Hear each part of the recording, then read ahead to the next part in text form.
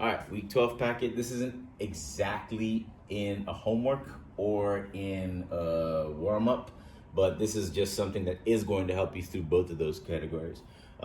It's just basically finding the inverse function of a linear equation or a linear function. So step one is to label your f of x y. So f of x being equal to 2/3 x plus 4 becomes y is equal to 2/3 x plus 4. For step two, I'm going to switch the positions of my x and y. So my y will become my x, and my x will become my y. Step three, we'll solve for the new y, much like hopefully you saw in a video or two that I made earlier today. So this will now be a subtract 4 and a product of 3/2, the reciprocal of the coefficient of y. So x minus 4 times 3/2 is now equal to my new y. And I now call that new y my f inverse of x, which will now be f inverse of x being equal to, if I distribute that because I like the y is equal to mx plus b form, it becomes a 3/2 x minus 6. This will be the function that takes me from y to x if this function took me from x to y. And you can kind of talk through that with me on a little check here. So let's see, if x is 3, my y becomes 2/3 times 3, which is a 2, plus 4, which is a 6.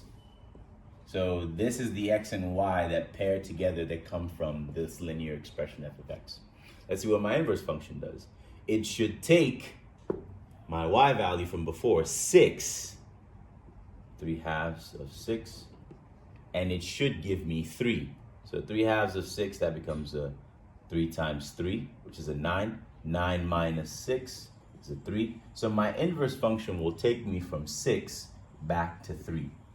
And that's a way to think about your inverse function and to make sure that those two are correct. Notice that it is not the same as the inverse reciprocal as the slopes are. It's not a perpendicular function to this one. You're just basically finding the function that will reverse the action done by the initial linear function. And if you're asked to do this on a graphing level, you can think about your function taking you from -3 to 0 to your inverse function taking you from 0 to -3, which should now be a graph on there. 0 and -3 will be on here somewhere.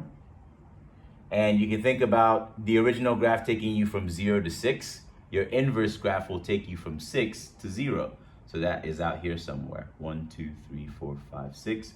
So all you need are 2 good points on the graph that you can switch the x and y values of, and that'll give you the equation of the inverse function of this line.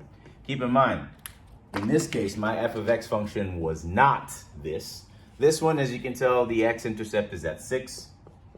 My slope is, I'm going up 1, 2, 3, 4, 5, 6, and over 1, 2, 3. 6 over 3 is a positive 2. So the equation of this line is 2x plus 6, and it'll take me from -3 to 0. If you see, if I plug in a -3, -6 plus 6 is a 0. If I plug in a 0, it'll give me a 6. My inverse function now has a y-intercept of -3 and a slope of up 1, 2, 3, and over 6, which is really a half. And this is what my inverse function is. And you can see it'll take me from 0 if I plug it in to -3. And it'll also take me from 6 if I plug that in to a 0. And that's how you can check your inverse functions.